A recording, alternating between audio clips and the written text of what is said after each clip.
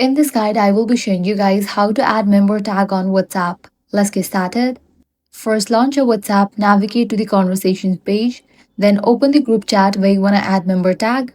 Once you're inside the group chat, click on the group name. Now scroll down, navigate to the section of participants and members.